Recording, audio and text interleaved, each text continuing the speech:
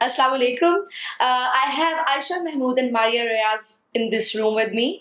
Two ladies that I have a privilege to know as friends and as mentors. Ayesha Mahmood, please tell us who you are because we know who you are, but I think the world needs to know.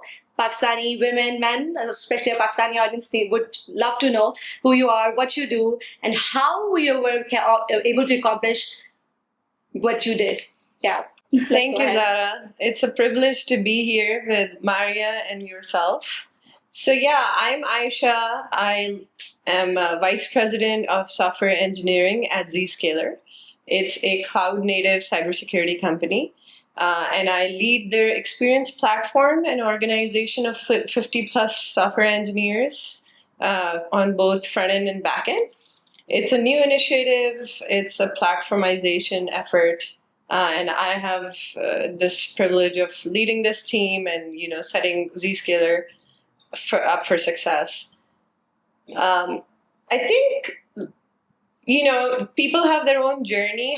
To answer your question, how I got here, everybody has their own journey, and it's been a long journey, but it's been fruitful.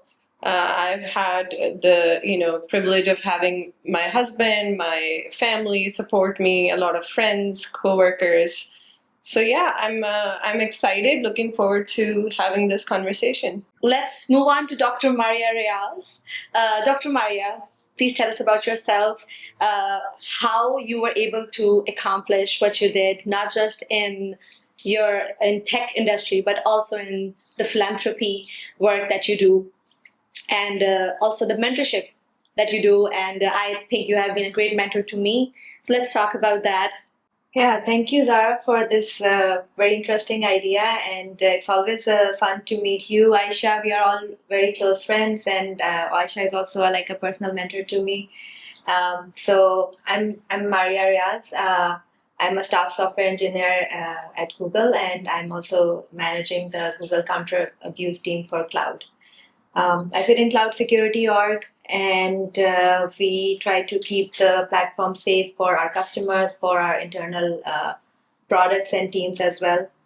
And outside of work, I am part of the Nastian USA nonprofit. It's an alumni-run organization. It's a 501c3 nonprofit.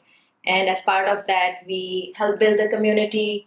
We also provide support for people who want to come to US for higher education, or who are already in US and they're looking for jobs or internships and upward mobility in their career.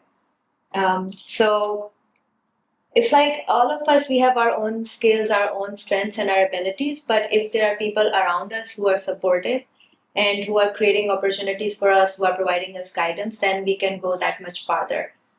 So that's something which I have personally benefited in my life, and hopefully I can help others who are starting their journey or who are where I have been before and help them maybe navigate those things a little better. Okay, we are going to jump into harder questions right away. So tell us, I wanted to give me an example or tell me a story where you had to say no. Because I think the hardest thing in our culture, which is taught to us, I think it's a cultural baggage, and as women, we've heard a lot of people say that it's so hard for them to say no. So as leaders and as women who wear so many hats, I'm sure that you guys also have to say no often. How do you do it? Diplomatically or strategically, and how saying no has ever led to an opportunity or a more positive result? This is a great question. I agree with you. Women are, usually the ones who, it's really hard for them to say no. They're expected to just comply with the norms or the status quo. So I can, if I think about like one particular thing, I can say I said no to the standard image of women in Pakistan very early on. My mother was an activist. She still is. So she included me in a lot of those activities. And from the very early stage, I said no to not hanging out with boys or like not just basically complying to that image of a good, modest girl. And the reason why I bring this up is having the ability to interact with opposite gender, you learn so much, because I was an introvert, but a lot of my guy friends taught me to be bold and to be, outgoing. So it's really important to have that diverse set of relationships. And then no to, going into fine arts. So I picked engineering. So have said no, to all the status quo or, fitting that frame that was built for me while I was being raised in Pakistan. That's a very interesting perspective, and I can maybe copy some of Aisha's answer to saying no. And I was thinking, being a mom, I say no to my kids all the time. So does that count? She never says no to us, which is great. I never say no to Zara for sure. That's why we are here. Yeah, and a very short notice. Believe me, we decided and we planned this interview like on a drive on our way to San Francisco. And today it's happening, and in between we didn't have time to breathe, right? Yeah. Yeah. So on the topic of saying no, like when I was also deciding about my education, and in Pakistan usually it's a choice between you want to become a doctor or you want to become an engineer. And for a lot of the time for girls, it's like, oh, maybe if you're good at studies, then you should become a doctor. So I had to have like a long negotiation with my parents, and I'm glad that they, of course, they supported me at the end of the day. That I didn't want to become a doctor. I really respect the profession, but I didn't have it in me what it's needed. But I felt like I had more skills that are needed for engineering field. So that's one example. But yeah, I think the important thing is to know the reason behind your decision. Like when you're saying yes to something, why are you saying yes to it? And if you're saying no to something, then why are you saying no to it? For instance, I think what Aisha was talking about, like being true to yourself. Sometimes you have to say no because you want to be true to yourself, and that is a perfectly valid reason to say no to something which people usually expect of you. I just want to add one more thing to this. So as I grew in my leadership journey, like, becoming a director, then senior director, then a VP, I had to learn not saying no because as a leader, you cannot be a naysayer. You have to actually say yes. And these are the caveats. These are the constraints. And this is how we're going to navigate those. And basically, I had to learn saying yes to everything, but caveat it and understand the constraints and then work with them. And maybe whatever you're saying yes to, you can deliver as it is, but you have like some other options. So that's another aspect, that you learn to say no to things and then you learn to say yes as you grow. So before moving on to asking them questions about their career, which obviously are noteworthy, and I think we can write a book about each of you. I would ask a question that raises in every woman's or every person's mind. I think when you meet a successful woman like yourselves and people look at you, up to you, and they want to, maybe young women want to replicate the same path. I think a challenge that I think I have myself faced as well. And I think I have an answer of my own for that, but I would like to ask you guys. Also backtracking on my own question, you guys must have heard this question in Hollywood, Bollywood, in like different spaces. And people ask Amal Clooney to Angelina Jolie to Kareena Kapoor. Everyone is asked, how do you balance work-life balance? Which I think is a very sexist question, of course. And we've had like some women recently, we've seen that how they have shut down and given like very like strict answers to the reporters. So we won't make that mistake. So my question is that as we see that in being successful in any role, whether you are a successful student or a leader or an engineer, a mom, a lover. So, like there are a lot of elements that goes into ingredients that goes into making that. So wearing all these different hats and being successful, I would also like to mention both of them are not just successful career women. They also have beautiful families. Maria has 2 boys and Ayesha has 2 boys and a girl. So what kind of support from family, spouses, is needed to be successful. I want you to tell that to men and women. As you know, the kind of typical gender roles are transforming, and Pakistani men are transforming. They're learning, they're growing. So I would like you guys to share that information with them. I would also like you guys to tell them that how do you guys delegate, and how do you guys plan things so that the timing and of course, how do you guys plan your life around all these events, personal and professional? Look, everyone's journey is very different, but there are commonalities that we can learn from for sure.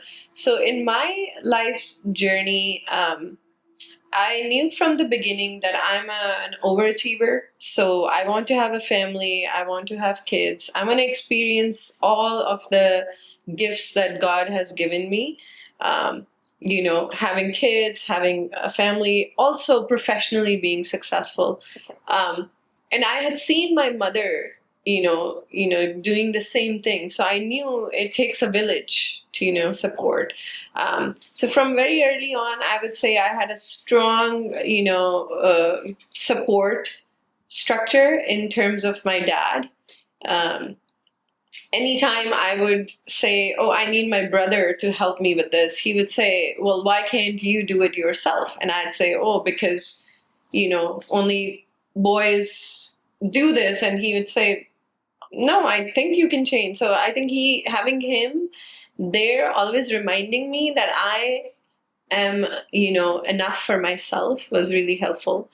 And then getting married to Hamad, my husband, who's I think he's very progressive. He's very open-minded and flexible. Having our first child and going through that was not easy for him or myself. And he wasn't the dad that he is today, because it was a learning and journey for him as well. But I can say what worked for us was we were always partners. We were always trying to understand what each other's goals are. And whenever one could be like there, the other one was gone, or, so we kind of balanced that out. So having a strong father, really, strong husband supporting me, and my mother as like somebody who I can look at and understand like what are the struggles, and I learned from that was really helpful. I remember, if I tell you one story, I remember I had my second child and I had my job at Apple, which is notorious to be like 90-hour work week. Absolutely. Sometimes you'd be sleeping under the desk or outside in your car for 2 or 3 hours, and then you'd come right back. I remember my mother was visiting, and I was on my way to have the second one, and my mother said, you can't sustain like this. You need help. So both Hamad and I were like, no, all families here in America, they do it by themselves. And she said, no, you need a nanny. You need to get a nanny, because otherwise you both can't reach your ambitious goals. So I know for 4 weeks, she really changed our mind, pushed us. And then we finally got a nanny, and it was life-changing for me and Hamad. And, so the reason why I'm sharing this is sometimes it's not about you doing everything yourself. You need to leverage other ways of helping you, and it could be a family, it could be a nanny, and it's not about just doing everything by yourself, which I think some women try to do it all and burn out in the process. Absolutely. So I think that what you shared is very rare gift, and of course, I can see that reflecting your personality, coming from a family of supportive parents, supportive brother, male members, because in our Pakistani society, men do hold a lot of power, and if they don't share that with the women in their lives, then often we are not able to break those ceilings or step out of those boundaries. So Maria, what was your journey like, and what's your take on this question? We are adaptable. As human beings, we are adaptable. Whatever situation we are in, we can adjust to it. We can adjust our timing. We can adjust our priorities. So that's something which I always had a sense of belief in myself, and also a sense of faith that, whatever the situation is, hopefully it will work out for the best, and hopefully I'll figure something out. So that's something which I apply to my work as well as my personal life. Um, and when I had my older son, I was teaching in a university in Pakistan, and my university also provided me a lot of flexibility in terms of the time where I need to be in office. Of course, for giving lectures, for student office hours and all that. But when I'm preparing my coursework or lecture, then I could be at home and do it from home. So that really helped. But there were days where, in Pakistan, for instance, there is no concept of daycare, or at least where I was teaching, that was the university was in a remote location. So I had a helper who would come home to look after my son, and sometimes there was no way to even contact the helper, and I'm waiting for my lecture, and I'm trying to get ready, and then nobody shows up, and it's time for the lecture, and I have nobody to look after my son, and that would be really stressful time. But in retrospect, I would have, like, there were at times where I had to cancel the lecture and then schedule a makeup lecture for the students. And at that time, it felt like I felt the weight of the world on me, that, oh, I couldn't go, and I took it. I took it as an important responsibility to be there for my students and to teach them, and help them in their education and growth. But when I look back, it didn't matter that much, right? If you didn't take the lecture in the morning and we covered the topic next week, it was fine. It worked out eventually. But so I had to learn that a lot of the time the situation might feel overwhelming, and it is overwhelming in the moment. But we should take a breath and then see, like, okay, what can I do right now? Like, this is the best I can do. I need to be at home with my kid because there's nobody else to look after the kid, and that's my priority at the moment. And then figure out. So I often talk about giving reasonable accommodations to people, to working mothers, working parents, but also other people. Like, somebody might be a caregiver for old parents, or somebody might be looking after their friend or family in a different way, or they might need to take care of themselves. So I feel like it's very important to give reasonable accommodations to people. Everybody should have a sense of responsibility and a sense of accountability, and not take it too far. But when there is some reasonable situation where just giving somebody a little bit flexibility can make a world of difference in their level of stress and their ability to handle things, then we should definitely do that. Very well said. So Maria's empathy and optimism has always shined through her work, and I think this answer was a perfect example of that. So let's talk about the big buzzwords, diversity and inclusion, that we hear all around, especially in the tech world nowadays, right? So we all know these are sometimes just words, and with all the policies and everything, these are just like sometimes mere words, and we experience and hear stories which feel like that, just by implementing these big policies or writing documents or just making these big positions and titles is not doing much. So you guys being leaders, and of course being part of the minority in so many ways, we are Pakistanis, we are Muslims, we are women, and in tech, so you're often like the only person holding these titles in so many rooms, right? So what is this one small action as leaders, do you think, that organizations and individuals and leaders can do to make a difference? That's a great question. I think, Zara, like, in order to, as a leader, to allow diversity, first of all, you need to have, like, people understand why do we need it, right? I gave you an example of having diverse relationships with different people from different genders, from different backgrounds. You can have a very broader perspective, right? So it's important to be diverse because you want to broaden your thinking. You want to include multiple data points, right? So one thing that I do is I really, emphasize on flexibility, meeting people's needs where they are.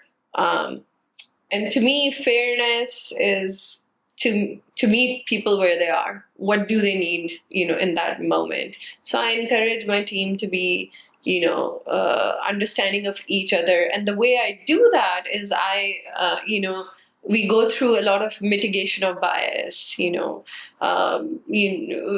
knowing your own biases. And it's a really funny story because one time I was, I think I was a few years ago, I was in a training and they gave me a survey and I said, as a, woman of color, a mother, I possibly cannot have any bias. So I go through this survey and believe it or not, I come around like 70% on like so 30% my brain has bias. Which is if I heard a word like doctor or like certain things, I associated with the male gender.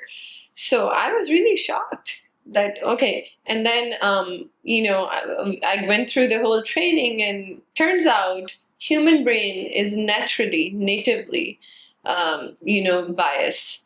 We have 5 types of biases. We have similarity bias, we have distance bias, we have all these, 5 types. So I make sure that, my team goes through that. And whenever I meet people who I mentor or coach, I make them understand that, hey, this is natural part of your brain. So you have to really intentionally show up. So that's kind of my leadership journey. And then I guess, I'll tell you, like, in your personal life, with your partner, it becomes very difficult to have these conversations because when the conversations start about being fair, now what's being fair is very subjective because as a woman, your needs are different. As a man, your needs are different. So you really have to understand each other's role and, each other's challenges in order to be like more inclusive in the household. I did a lot of reading and, Maria has natural empathy, but I had to build it. So I did a lot of reading around communication with empathy and nonviolent communication with, more empathetic approach, understanding the other person's point of view and assuming positive intent at all times. So yeah, that's kind of my jam that I use to be more diverse and inclusive. I love that part where you said that you had to learn it. So, like it's so important to, I'm sure that you're everyone has empathy some level. But yeah, I feel like this is so important to recognize your shortcomings or something and then work on it. And as a leader, especially, right? Maria, on to you. And I also add a question so you can think about it that, adding on to what you said, that, we talk about professional growth all the time, right? But I think that in the world that we live in today, we all want to live wholesome lives, right? So you're also growing personally and you want to grow as a person too, which is very important. So what is that one habit or one thing that you had to let go to grow personally over the past decade? So tell us, Maria, what is that one small action that you think that you take or others should take in leadership positions to ensure diversity and inclusion in their own personal capacity? Yeah, I think that Ayesha really covered it very nicely about talking about the biases and that we are all human beings, right? It's just because I'm a woman or if I'm a man or if I'm like, a particular race or gender, it doesn't mean that I'm infallible. We are all fallible. We all have our limitations and we all are at that journey of self-discovery and growth. So just recognizing where you are and which direction you need to head to. And even in the, like Ayesha mentioned about empathy. So maybe there is like an optimal amount of empathy, right? Where if you're this side, then maybe you need to go towards building more empathy. Or if you're this side, maybe you need to be a bit less empathetic at times so that you don't internalize all the problems around you or the problems of other people and their baggage also you don't internalize because we all have our limits. So we should try to be mindful of, am I getting to a point where I'm starting to hit my limits and I should set the boundaries before I hit my limit. Because after that, then it's already like things can start to fall apart. So I think that's very important thing on the topic of empathy. And also in terms of inclusion, a lot of the time when we have these discussions, it sounds like we are making things mutually exclusive unnecessarily. So, so I don't have a lot of pet peeves. But one thing which I really don't like it when people try to create mutual exclusive things which are not necessarily mutually exclusive. So including one group is not mutually exclusive to excluding another group. Can you give us an example, like So, for to help example, us understand? I think for instance, like let's say we want to include more women, it doesn't mean that we are excluding other voices. So there are other voices which are there, and there are certain voices which are missing that we need to include. So it's not that include some at the expense of the other, or exclude some to include the other. There is enough space for everybody. Yeah. So it's enough space to bring all those diverse perspectives, and it helps us to learn more. It's not that it's not going to undermine what I already know. If I hear somebody else's perspective, it's not going to undermine my perspective. It's going to add to my perspective. So I think that's the mindset that we need to keep. And even if I can acknowledge somebody else's perspective, it doesn't mean that I have to agree with them. A lot of the time we don't want to acknowledge something just because we don't want to agree with it. These are different things. You can acknowledge, you can even understand, and you can still agree, or you can choose to disagree, but at least you all learned something in the process. Thank you, Maria. So I'm going to repeat my question again. Circling back to what they shared with me right now, I'm going to ask you a question about your personal growth. So, we talk about professional growth all the time and all these efforts we make to step up in the professional world. And while we're doing that, I think one thing that people forget is that personal growth is as important because as we're talking about wholesome journeys, having all the blessings that God has given us in this world, experiencing love, experiencing children, experiencing professional growth. So I would like to ask you, we talk about learning a lot again. So let's talk about unlearning. What is that one habit that you had to unlearn over the years for your personal growth? So I think one thing which I had to unlearn, like naturally I'm a teacher, like I like to teach and help, and I really enjoy interacting with people. So by profession I was also a lecturer in the university, and even growing up, like my siblings or my friends would come to me with schoolwork or questions. My dad had a school after he retired from army, so we would go with him during our summer break, and like I'm finished my 8th grade, and then I'm going and teaching the 8th grade student math. So I had to unlearn some part of it, that there is a time to coach and teach and mentor, and then but you're not responsible for the other person. Everybody has to take their own responsibility. You can help others, and you can guide them, and you can support them as much as you want, as you can. But then at the end of the day, it's not up to you to take it to that level where you don't let anybody else fail. So that's something where sometimes you have to unlearn that. After some point, it's not my responsibility anymore, and I should be okay with that. Like I've done my best, and that's what it is. Aisha? For me, I think the biggest thing that always held me back was not asking, So I had to unlearn not asking, and my dear husband has helped me a lot in always reminding me that what's the worst that can happen if you ask. So I'd just be there. I'd take the pain of the thing, and I would just not ask for help, thinking that it might be like a weakness, or maybe some other person will not, help me, or just assuming things, about it. And so I think I had to unlearn that, and now I ask for everything, even if it's impossible. And I think that it's absolutely impossible, and that I learned from Hamad, honestly, because he'd say, I'll travel to the moon today, and I'll be like, it's impossible that you're gonna do it, and I'm like, no, I'll do it, and then he'll do it. And so I really saw him, and I was like, oh, actually you can ask for things that are impossible, and sometimes it actually becomes possible just because you've asked and people have rallied around to help you. And it's so interesting how many people are vested in helping you when you have put your mind to something that you want to achieve it. Naturally, people are very helpful. They'll come together to help you to get there, and it's incredible. So yeah, I had to unlearn that, not asking. So Aisha talked about her husband Hamad, and I think that's what I was talking about in my speech yesterday at Nasty Narrowly event. That he's the man who makes impossible possible. And I noticed that Aisha keeps crediting people in her life, her husband, her parents, for what she has done, and so does Maria. So, how important it is to have mentors in your life, and how do you guys as leaders mentor women or like any other groups around you who are at disadvantage? How do you guys help them? How do you guys mentor them?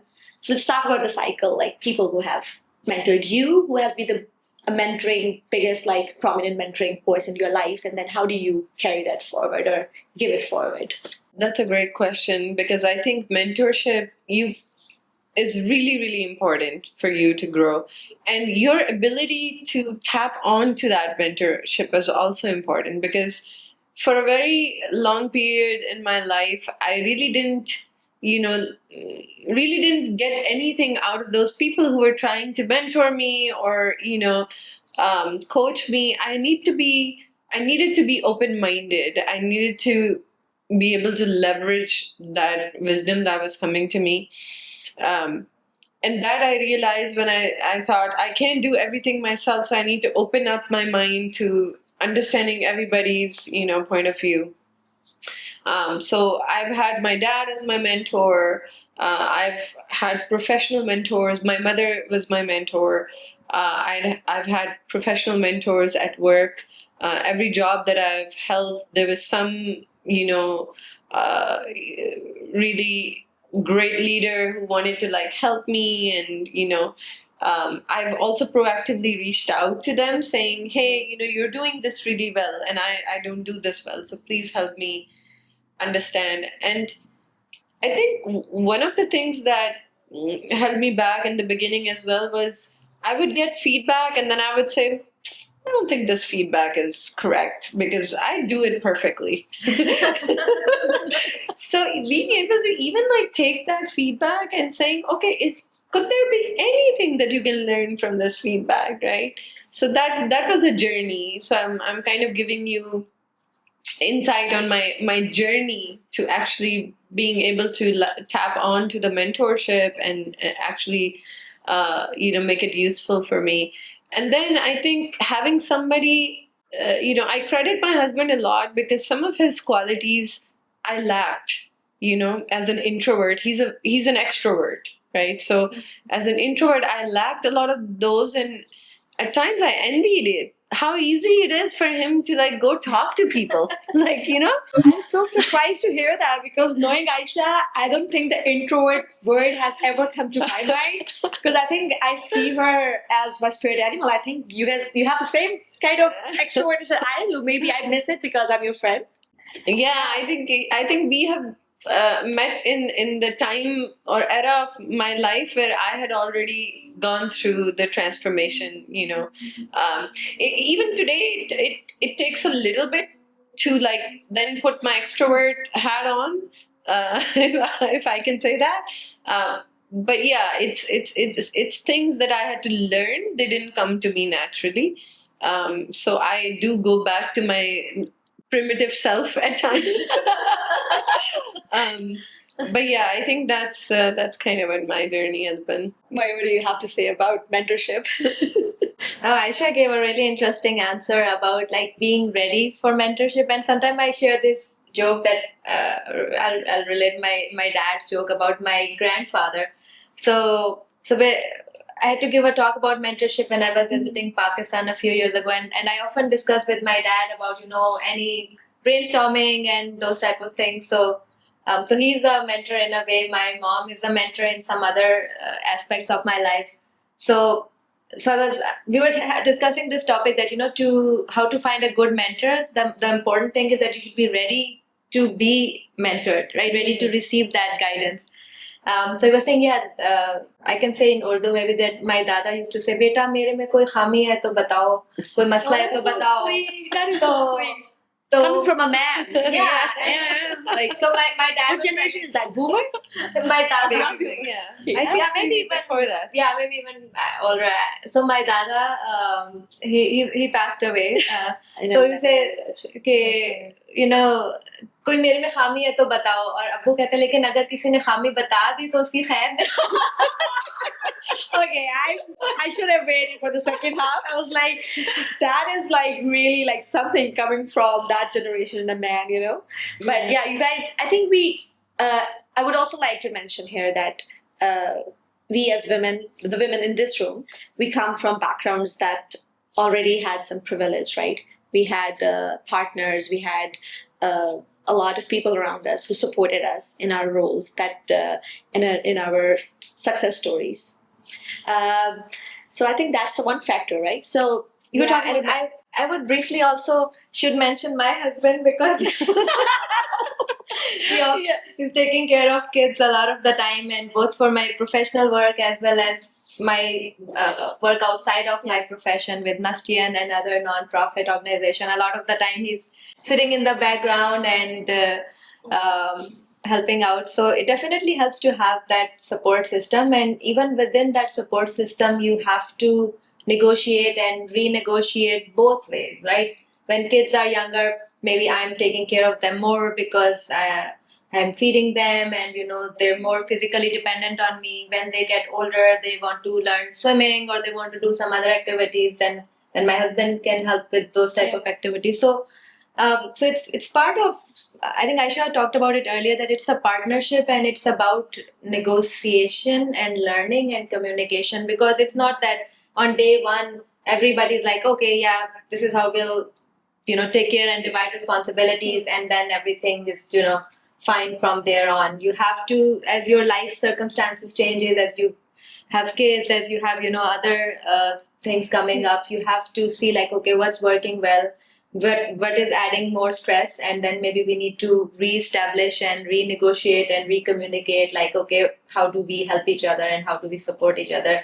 Sometimes one person needs more support and the other takes a step back. Sometimes the other person needs more support. Ayesha also, I think, alluded to that. So that's all important part of it. At times I joke with my husband also that I'm trying to live happily ever after, so don't disturb that. But yeah, it's important to have that kind of support system, and even to build it and negotiate for it and advocate for it, like within your family, within your extended family, within your friends, and ask. I think Ayesha mentioned that learning to ask for what you need. When I had my older son and I was thinking about getting a helper, and I was saying I just need maybe for a few hours. So I was trying to think what's the minimum help I need to get by. But then I learned my mom mentioned something, just like you mentioned about your mom. She said, no, you need more than that. You're thinking this is all I need, but you will actually need more. So then I give this advice to people now.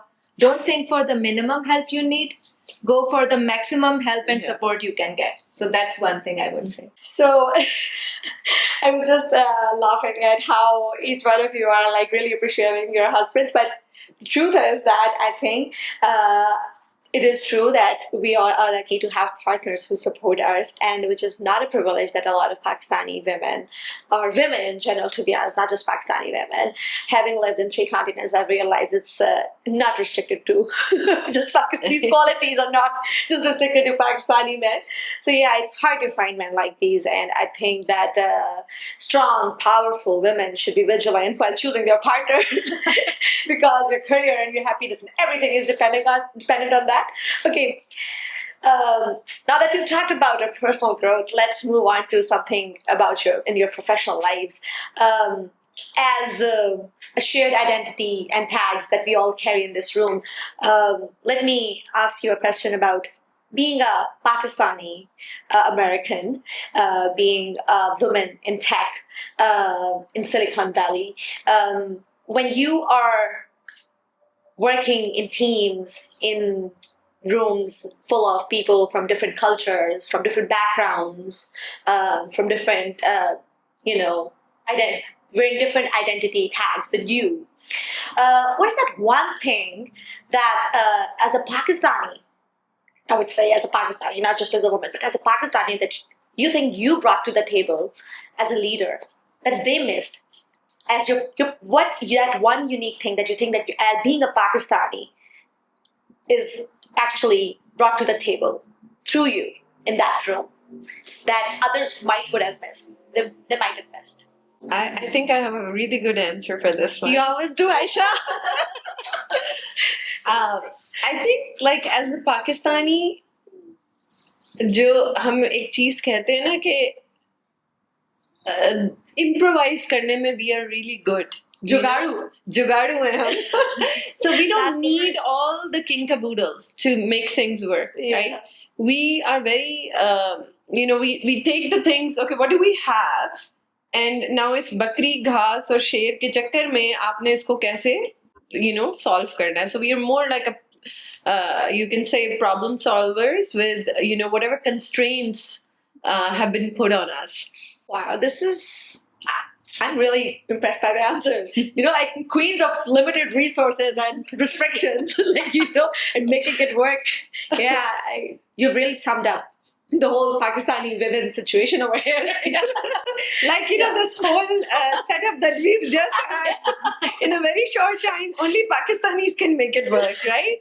And then we're flexible about, planning as well. Yeah. So I think we take last minute things that fall on us very well because, we are used to things falling on us last minute. So those are kind of the things that we improvise really well in. Yeah, I don't think I can add much to what Ayesha said, but I'll just say that I think a lot of people, like your circumstances where you grow up, that shapes you. Yeah. So growing up in Pakistan, I think definitely I learned resilience. And for instance, when I was teaching in university, at times I would have to grade students' papers, and so I have to also go and be part of some family responsibilities and other things. So sometimes I'm driving in the car and I'm checking papers on the way and and then, just doing like 5 different things at the same time and trying to make sure that, everything that I'm adding value to different facets of my life, or at least not making people unhappy in different facets of life. So that definitely helps to look for solutions and look for win-win solutions and where to compromise, where to set boundaries, those type of things. I think it's we have to make those judgment calls every day, and that really helps. Well said. So there are some defining moments. I mean, I think every day is a defining day for our future and the actions we take, but there's some defining moments in our lives, like when you're choosing college, when you're choosing college major, when you're deciding who you're going to marry, when you're deciding where you're going to settle, right? All these things. Mm-hmm. So the typical question, the cliche question that, what advice would you give to your younger self? We'll take a spin on that. And I'd like to ask you that imagine like, if you could time travel back in the time, if you could meet Ayesha and Maria, that was like 17, 18-year-old, choosing their college, and we could go to that time in your 20s when you probably got married, right? So what advice would you give to yourself that you think would have made a more tremendous positive change into your lives that you have today? And what advice would you give to the girls out there, women out there, or like, again, I would say boys too, because these are important decisions for men and women. What advice would you give them that you think that this is what if I would have tweaked, or this is what if I would have changed? I know that I am in a great place, but it could have been even greater, or my journey could have been smoother.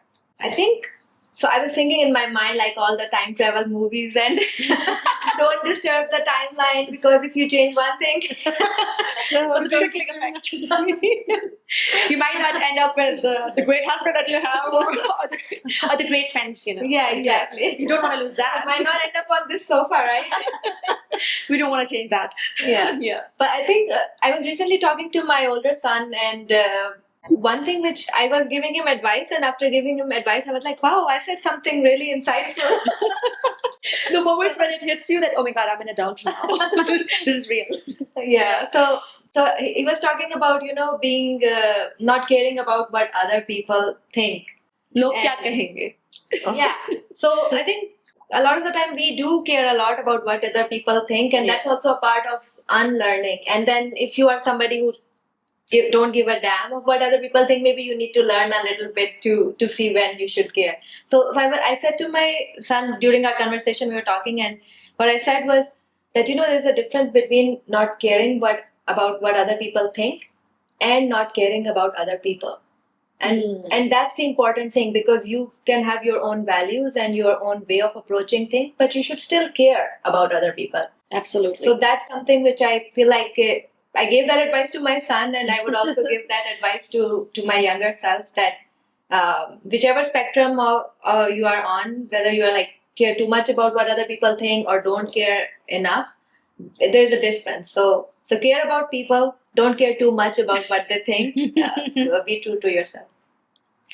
That's amazing. I think,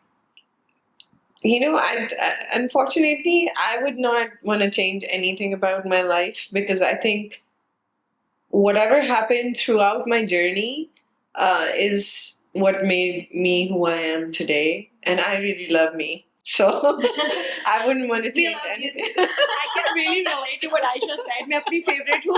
मैं अपनी favorite हूँ.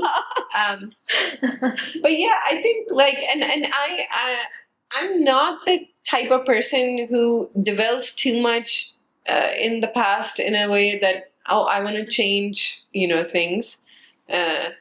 Especially when I'm my happy self. Not talking about them when I'm mad at Hamas. Then We all have the dark phases, But I think one thing that I would say I would do differently a little bit, it would be like when I was in my teens, and when I was like in, getting into college or like coming to the US, I would have a little bit more structured goals. I think I just kind of went with the flow, in the moment. But I would set some goals, which I did actually very late. In my late 30s is when I started setting some goals. But I would say young people, you should have goals. Even if you're getting married or you're moving countries or you're choosing a college, what is your ultimate goal? And goals can change, but at least when you have goals, you know where you want to go. Like you have something in sight that you're aiming for. So yeah, it could be a goal of, becoming a CTO, or it could be a goal of having a business. So have some goals. So we've talked about professional growth, personal growth. I think for me, your mental well-being and your spiritual well-being is also very important. And in Silicon Valley is known for its like cutthroat competition. And as you were talking about the 90 plus hours in Mang, and you both have worked in the big giants like Apple and Google. So while you're wearing so many hats, while you have like so much on your plate, and I know that you guys are juggling it perfectly, there's some things that take the hit, and that's sometimes your mental health, sometimes your spiritual health. So with all its innovation and but the relentless pace that Silicon Valley provides us, what do you do to what is that one thing that you do for yourself that keeps you sane, and for your spiritual health? What's your way of maintaining that inner peace? Yeah. I hope it's not too deep. For me, it's okay. We'll bring it surface level. I think the benefit of having kids is also that with every topic I have like something random in my mind. Like with inner peace, I'm thinking about Kung Fu Panda now. I like your imagination. Maria's like such a like she has something going on in your brain that's really unpredictable. And I think that also helps in a way to keep me more centered, that it's not when one part of the life start to get too serious or too intensive, then there are other aspects where they are a bit more lighter, like even talking to friends sometimes, when whenever we get together, me and Aisha, like in every event, we have like a really laughing, wide smiles because we are just joking about something. So I think having good friends and also not taking yourself too seriously, you have to keep reminding it. Like, someday I wake up and I'm like, okay, I'm going to be so calm and, and then I open my laptop and there's a email or there's a message. I'm like, what is going on? So all the inner peace is like gone out the window, but you have to then remind like, yeah, okay. But it's good. Like you get that adrenaline like rush and that helps you get through things. But then you also have to remind yourself, okay, I don't want to stay in that state for too long. Sometimes you need to be in that state to quickly get things done, bring all of your resources and abilities to solve a problem, but then go back to that thing where you can be more centered and not as a very heightened emotional state. So whenever you feel like you're getting into a very heightened emotional state, then try to recognize those signs and then try to take a breath or take a break or step away from things for 5 minutes. So but the important thing is to recognize those signs early before you reach to a point where they can start interfering with your day-to-day life. And things can go all. Yes, and I never miss the signs. I always catch it at the perfect time. I'm still learning. I'm joking. I'm joking. It's a learning. I love that you had this such a positive. I was just, my brain was stuck on the term that you said, adrenaline rush, and I was like, I would never call it adrenaline rush because that's rage for me. When something like that happens, I can relate to the situation where you wake up all positive, you talk in the mirror that today is going to be a good day, and then you go out and you see, something that your kid has done or some work situation is happening, and all of that positivity goes out of the window. Very relatable situation. So Aisha, what about you? Would love to know about your spiritual practices and the inner secrets. Tell us. I could relate to what Maya has just said, that you have like the goal for the day and then it just goes out the window because something has now, shifted your focus. And I love how she addressed, the, getting back to the calm. I think like for me, nature walks, hiking, making time to do things that you really make you happy, where you can feel your existence, you can breathe, and you can feel that you're here, and it's a blessing having this life and health. So I like to do those activities. I also love doing art with my kids. It's like really zen place for me. They love it because they can like really make a mess. And in that moment, I will allow them to do that as well. Art is mess, right? Art is messy. Art is messy, yeah. I like to do some activities with my husband, make art, so those kind of things really help me kind of, get back to the real happy moments in my life, and I'd say like it's a constant battle. Like I love how Maria said, be aware of your heightened emotional state because that really helps you kind of get back to the now. So, I'd feel like a little heat going on and, I'll be like, okay, this is time for me to like take deep breaths. So those are some of the things that I do. But I think stress is everyday part of our lives. So we have to intentionally, take deep breaths, step away. Okay, so I have known you guys for a while, and I think we have touched upon some of the very very deep, I think, touching topics today. So there's a lot of information for about both of them, Dr. Riaz and Ayesha Mahmood, on the internet. We'll be putting in the LinkedIn links in this video as well. But today, since I have these ladies in the room, I'm going to take advantage of it, and I'm going to try to get more out of them. Uh, make the best of the situation. So, Maria and Aisha, in our community, people know you guys. There is a lot of public information about you that's out there, about your careers and about your lives, and there's a lot of like predictable answers out there. I want to know that what is that one thing that nobody knows, at least in this room, about you? Tell us something interesting. So tell us something funny. Tell us something deep. Tell us something personal that is exclusive to this interview. I want to know that. Okay, so I don't know if I have told you about this, but growing up, I was learning martial arts and I got till brown belt. I didn't get to black belt, but I got till brown belt. So Wow. So I'm a ninja. Oh my God. I really did not know that. That is very interesting. What about you, Aisha? One thing that you all don't, I'm an open book. Exactly. So what can I say? I have to just now make up something. Well, I was a bathroom singer and a really good one. I can tell it from your voice.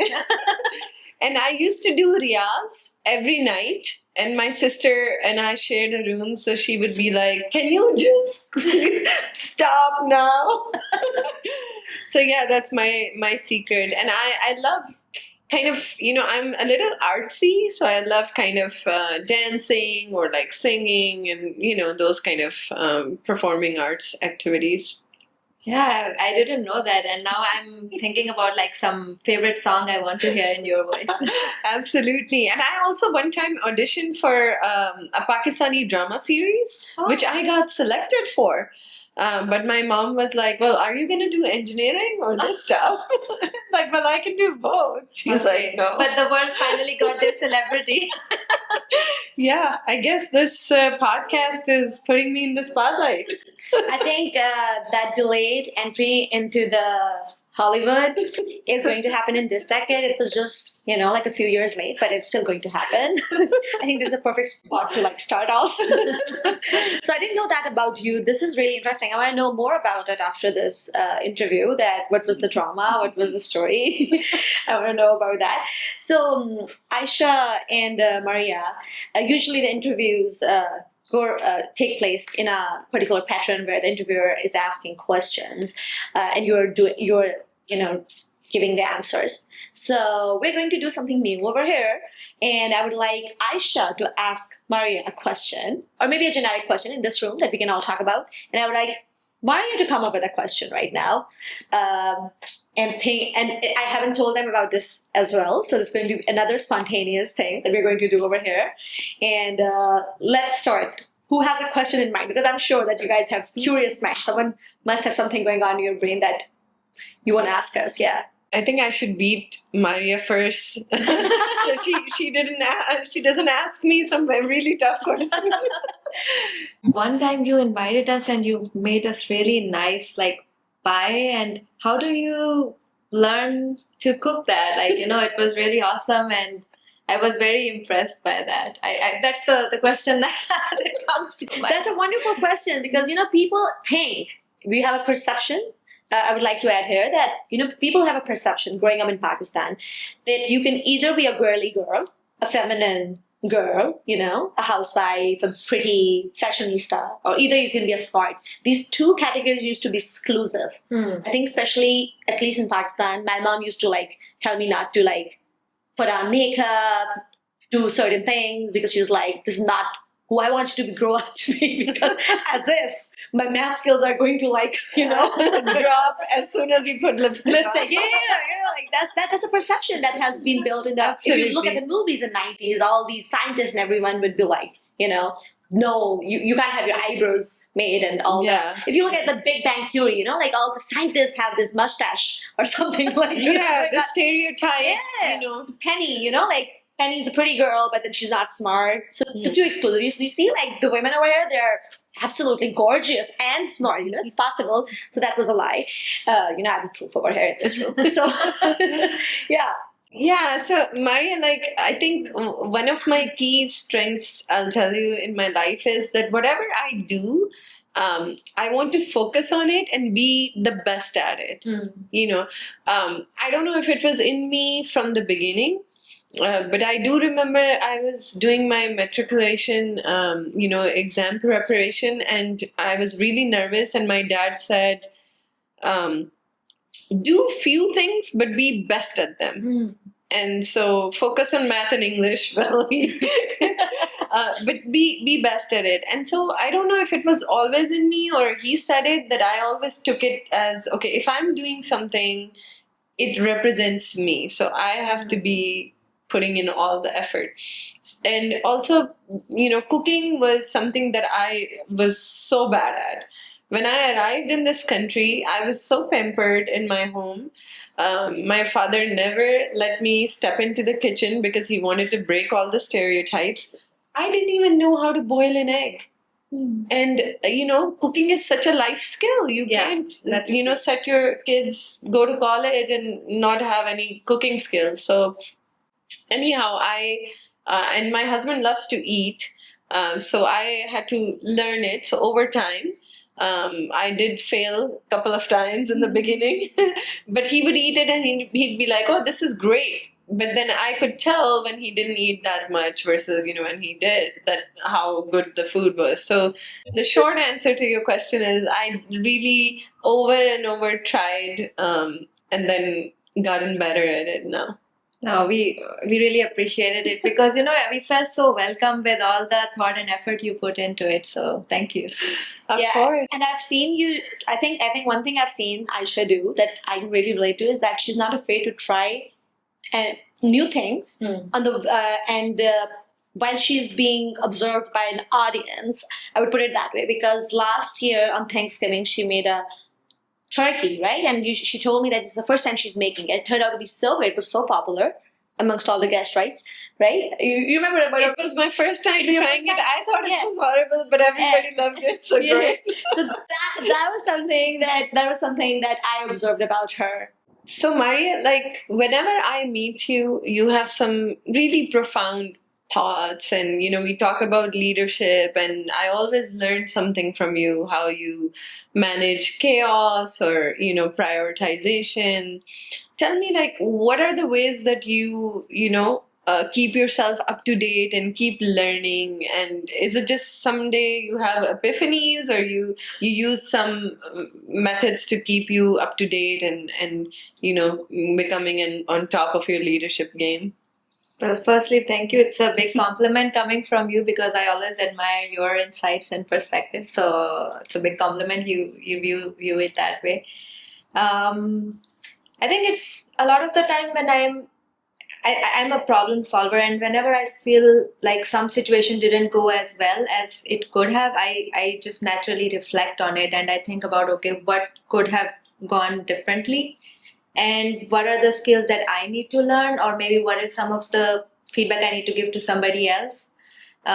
So then I see, okay, this is a situation where I'm not able to handle very well and I need to learn something. So maybe I need to ask somebody who is really good at handling those type of situations. Like sometimes I ask you some questions, like how do you do this? Or sometimes I might ask Zahra, like she's really good at communication and creating visibility about stuff. So there's some open question, then I keep on asking until I figure it out, or until I get an answer, or until it clicks that, okay, this is what it is. So I think that's something where I'm naturally curious, and if something doesn't add up or something doesn't make sense, I keep on like, okay, what am I missing? What do I need to learn more? And thanks to Google Newsfeed, like the internet, maybe I search for something and then there's like a whole list of things. Yeah. When you said that she has always like very insightful information, and the way you worded it, you know what I was thinking about? The monks. I was like, yeah, she does sometimes like talk like, those Buddhist monks, like she's very philosophical. Although also she has been a professor in Pakistan. She has started two, I forgot to mention, I think we didn't, that she started two top universities in Pakistan, NAST and GK, Ghulam Ishaq Khan Institute. So I think that those teaching qualities probably come in the way. Like, we feel like we are in the presence of someone who is blessing us with knowledge. Yeah.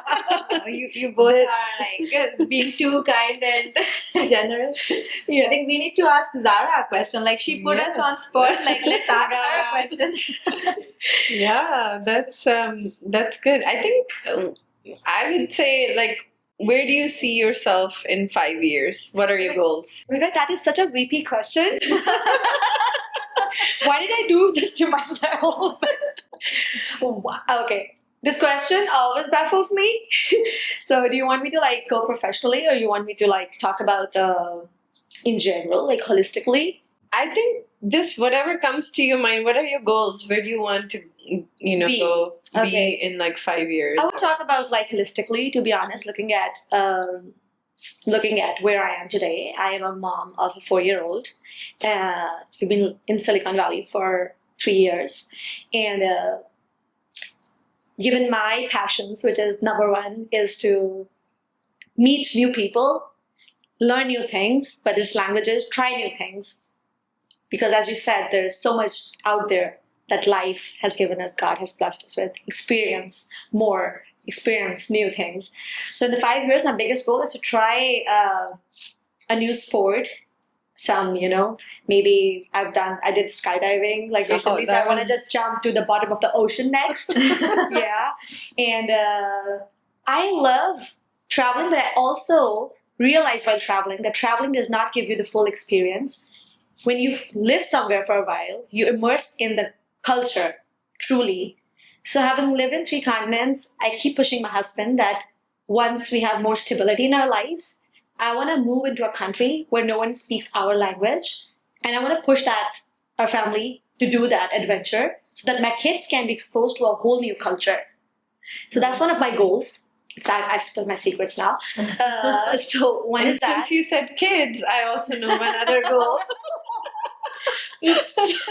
I'm giving out scoops now. It's my job to get the scoop.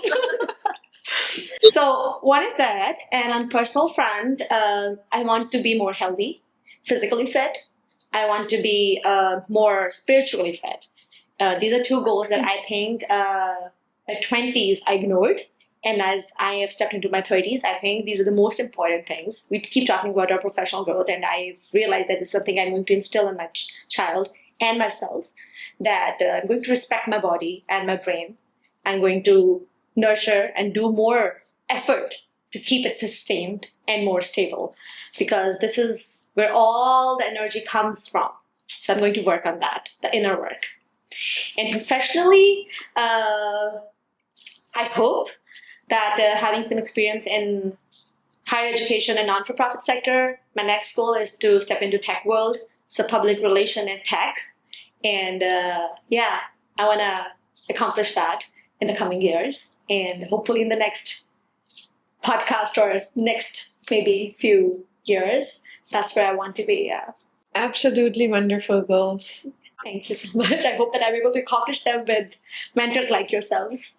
No, and knowing you for like more than 5 years at this point, I've seen your journey of growth and, all these different phases of life, and we have no doubt about, you achieving great things going forward, and wish you all the best. Thank you so much. Is there anything you ladies would like to add as the farewell note to our audiences before we wrap up? I think, yeah, absolutely. So I'd summarize, everyone has their own journey. I think the top things are to be open to new things, be open to feedback, just be open-minded. So develop a more growth mindset toward life. Life is made up of ups and downs. You cannot just have ups all the time. When you have ups, you have to use that energy to do more. And when you have down, then you have to use that energy to understand, like Maria said, problem solving, what can you change, what can you improve. So, and be playful while you're doing that. So enjoy, have fun. Yeah, I think that's great advice. I don't have much to add to it. I think Ayesha summed it really nicely that, this is the one life we got, and try to live it in the best possible way in the situation that we are. keep perspective about things, cultivate gratitude. I think Aisha also touched upon that, and be of help to others. So Maria's sum up was YOLO. And Aisha said something about life's ups and downs, because every time I'm sad, I'm like, okay, so in the movie sequence, whenever there's like this spike, something great is coming up, I always think that, like when you're an underdog in your storyline, now is the time to shine, so think positive. That's a great perspective, guys. So one thing I would like to add is that something that I'm really grateful for, amongst all the other things that I'm blessed with, is people. People who have been put into my path by destiny, by God, by universe, by Allah, however you want to put it. Because I think every life and every person that touch you and your life story has a purpose in it. And you should value that. It's your job to recognize that. And I think that I'm really grateful that I have had the privilege to meet these people. Aisha and Maria are both from Islamabad, Twin Cities, and so am I. In fact, Maria and I are alumni of same school, but we never met each other, right? So there are so many ways the universe puts those people in your life, and who knew that we would meet in California, become friends. So I think you need to make the most of the people who are put in your path and the situations that come into your life. And I'm so grateful for these ladies to be here this evening. And they've always been so supportive, as that mentioned, that we're doing this whole thing spontaneously. This is the first podcast, hopefully, in the series of many. And I would like to bring on more people, more faces from Pakistani diaspora and maybe beyond. Please tell us how you like this podcast. We would love any sort of feedback, whether it's technical, whether it's like about ideas. What would you like to see more? As I said, fortunately, with the help of Nastian and with the help of these beautiful ladies and our friend circle, we have access to wonderful minds. We have access to brilliant people here in Silicon Valley.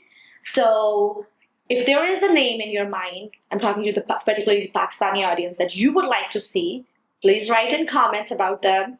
We would like to approach them. We would try to have a show with them, and we would be bringing more people, more ideas, more themes into it. So this last message is just for my audience, that please comment, please give us feedback, because feedback is very important to improve, and this is for you guys. So your input is very important. I hope you guys liked the show. I hope you guys enjoyed it, learned something in the process, and hopefully we'll see you guys again.